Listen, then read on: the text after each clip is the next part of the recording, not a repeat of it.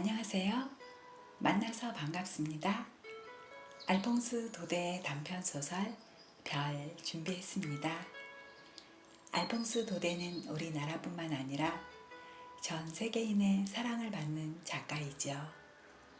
주로 프랑스 농촌을 배경으로 실제 경험에서 나온 이야기들을 시처럼 아름다운 문장으로 그렸습니다. 고요하고 짧은 글 속에는 누구나 겪을 법한 아름다운 추억이 담겨 있죠. 소년 시절에 때묻지 않는 꿈이 읽는 사람들에게 가슴 뭉클한 감동으로 다가옵니다. 알퐁스 도데의 첫 소설 꼬마 철학자에는 부유한 어린 시절을 거쳐 아버지의 사업 실패로 가난하게 살아야 했던 청소년 시절까지 알퐁스 도데 자신의 이야기가 담겨 있죠. 알퐁스 도데가 쓴 대부분의 작품들에는 따뜻한 마음으로 살아가는 사람들의 꿈과 웃음이 잔잔하게 녹아있죠. 자, 그럼 알퐁스 도데의 아름다운 이야기 속으로 들어가 볼까요? 별, 프로방스 지방 한 양치기의 이야기. 내가 리비롱 산에서 사냥개와 양떼와 더불어 홀로 양을 치고 있을 때의 일입니다. 보름에 한 번씩 보름치에 식량을 갖다주는 산 아래 농장에서 일하는 꼬마 미아로, 나이든 노라드 아주머니가 유일한 마을가의 소식통이죠. 나는 그 근처 백리 마을 안에서 가장 예쁜 주인댁 따님 우리 스테파네트 아가씨가 가장 궁금했죠. 어느 날이었어요. 보름치에 식량이 오는 날이었죠. 눈이 빠져라 기다려도 오질 않았죠. 아침 나절에는 큰 미사를 보느라 늦는 거겠지. 점심때쯤에는 소나기가 퍼부었어요. 그래서 길이 나빠 노새를 몰고 떠날 수가 없었겠지 생각했죠.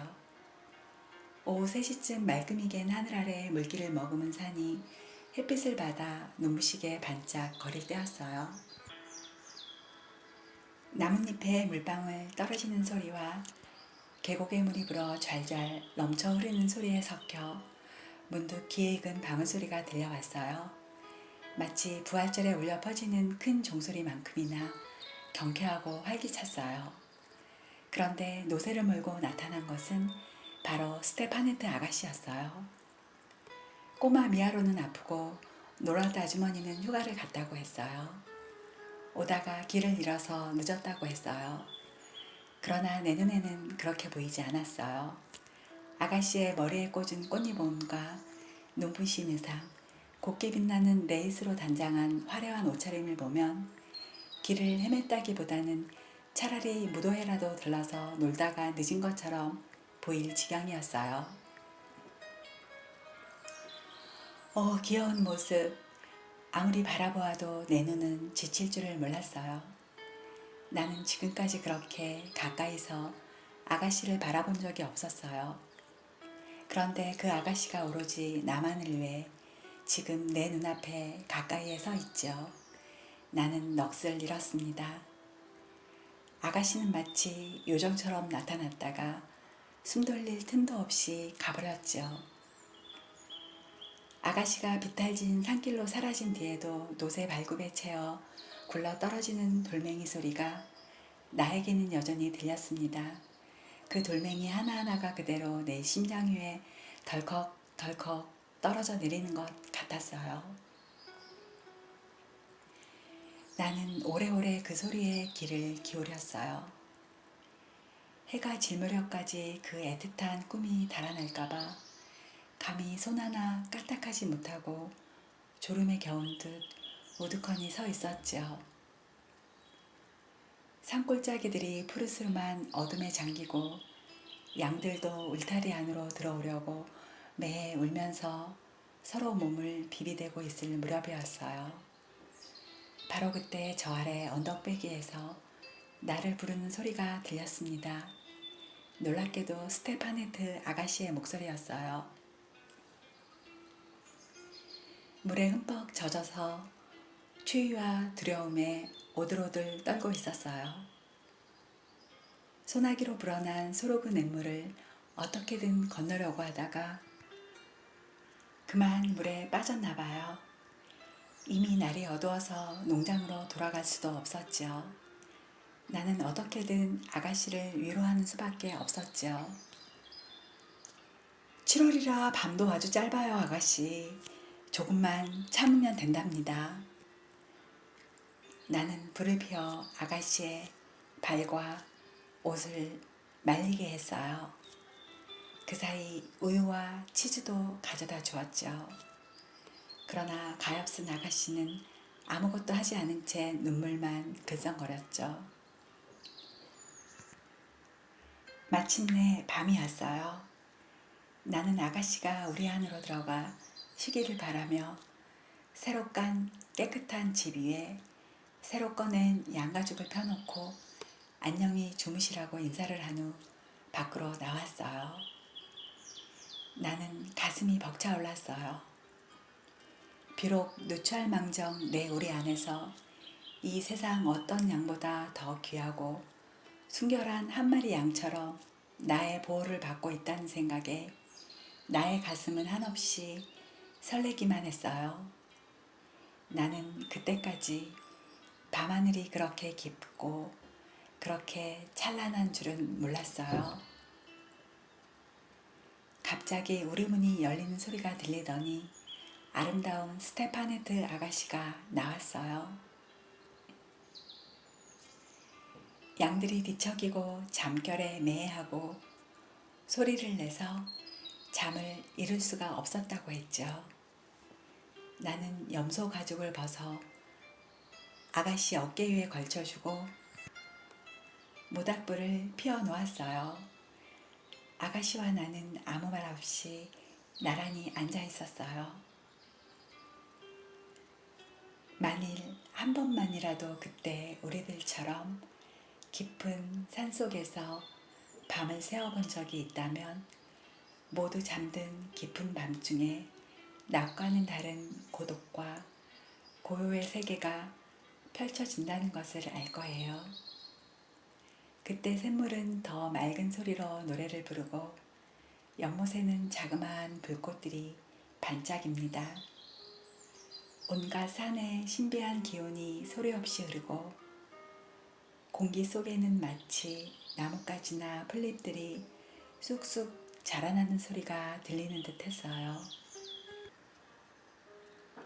나는 낮은 살아 움직이는 생명체들의 세상이라면 밤은 말없는 물건들의 세상이라는 것을 느꼈어요. 그런 밤의 세계에 익숙하지 못한 사람들에게는 조금은 낯선 두려움으로 다가오기도 하겠죠. 이런 상황이라면 어둠 속에서 조금만 바스락거리는 소리가 나도 소스라치게 놀라며 비명과 함께 서로에게 상대방에게로 바짝 다가가겠죠? 어떠신가요? 여러분들은 그런 적 있나요? 그럼 이야기 이어갈게요. 아가씨 그리고 나 아무 말 없이 나란히 앉아 있었어요. 그 순간 한 줄기 아름다운 별똥별이 긴 꼬리를 그리며 우리의 머리 위로 날아갔어요. 저게 뭘까? 천국으로 들어가는 영혼이죠. 나는 대답하고 가슴에 십자가를 그었죠. 아가씨도 나를 따라 가슴에 십자가를 긋고는 고개를 들고 하늘을 올려다보며 생각에 잠겼다가 불쑥 이렇게 물었어요. 당신들 양치기들은 모두 마법사라면서요? 그게 정말인가요? 천만에요, 아가씨. 다만 양치기들은 이렇게 남들보다는 더 별들과 가까이 지내기 때문에 평지에 사는 사람들보다는 별나라에서 일어나는 일을 더 잘할 수 있답니다. 아가씨는 밤하늘을 올려다보고 있었어요. 손으로 턱을 댄 채 염소 가죽을 어깨에 두른 아가씨의 모습은 천국의 귀여운 양치기 소녀였어요. 어머나, 별이 많기도 해라. 너무 아름다워요. 저렇게 많은 별들을 보는 건 처음이에요. 당신은 저 별들의 이름을 알고 있나요? 물론이죠. 자, 바로 우리들 머리 위를 보세요. 저건 은하수랍니다. 좀 더 저쪽으로 영혼들의 수레가 네 개의 빛나는 굴대와 함께 있는 게 보이죠? 그 앞에 있는 별 셋이 세 마리 동물이고 그 세 번째 별에 붙어 있는 아주 작은 꼬마 별이 마부예요. 그 언저리에 온통 빛발처럼 내리 떨어지는 별들이 보이죠? 그건 하느님께서 당신의 나라에 드리고 싶지 않은 영혼들이랍니다. 저편 좀 낮은 쪽에 저것 보세요. 저게 세스랑 또는 오리온이라고 부르는 별이랍니다. 우리 양치기들에게는 시계 역할을 하는 별이죠. 저 별을 쳐다보기만 해도 저는 지금 시간이 자정이 지났다는 걸 안답니다. 남쪽으로 좀 더 아래로 내려가면 별들의 횃불인 장드 밀랑이 반짝이고 있답니다. 저 별에 관해서는 양치기들 사이에 이런 얘기가 전해지고 있죠. 나는 하늘에서 볼 수 있는 가장 밝은 별인 장드 밀랑 시리우스의 전설을 아가씨에게 들려주었답니다. 스테파네트 아가씨는 아주 흥미롭게 듣고 있었어요. 그렇지만 모든 별들 중에서 가장 아름다운 별은 역시 우리들의 별이죠. 저기 양치기의 별 말입니다. 우리가 새벽에 양떼를 몰고 나갈 때나 저녁에 다시 몰고 돌아올 때 한결같이 우리를 비추어주는 별이랍니다. 우리는 그 별을 마글론이라고 부르지요. 프로방스의 피에르의 뒤를 쫓아가서 7년 만에 한 번씩 결혼을 하는 예쁜 마글론 말입니다. 어머나, 별들도 결혼을 하나요? 그럼요, 아가씨. 나는 내친 김에 결혼에 대해서도 이야기를 들려주려고 했어요. 하지만 그 순간 싸늘하고 부드러운 것이 살며시 내 어깨를 누르는 감촉을 느꼈어요. 졸음에 겨웠던 아가씨가 슬그머니 머리를 기대어 온 것입니다. 리본과 레이스와 곱슬곱슬 머리카락이 내는 예쁜 사각거리는 소리와 함께 아가씨는 먼동이 터올라 별들이 해쓱하게 빛을 잃을 때까지 꼼짝 않고 그대로 기대고 있었어요. 나는 그 잠든 얼굴을 지켜보며 꼬박 밤을 새웠죠. 가슴이 설레이는 것은 어쩔 수 없었지만 그래도 내 마음은 오직 아름다운 것만을 생각하게 해주는 그 맑은 밤하늘을 닮아 신성하고 순결했어요. 아가씨와 내가 앉은 곳 주위로는 헤아릴 수 없이 많은 별들이 거대한 양떼처럼 조용히 둘러싸고 있었지요. 나는 이따금 이런 생각에 잠겼어요. 저 수많은 별들 중에 가장 가냘프고 가장 빛나는 별 하나가 그만 길을 잃고 내 어깨에 내려앉아 고이 잠들어 있노라. 감사합니다. 좋아요, 구독은 선행입니다.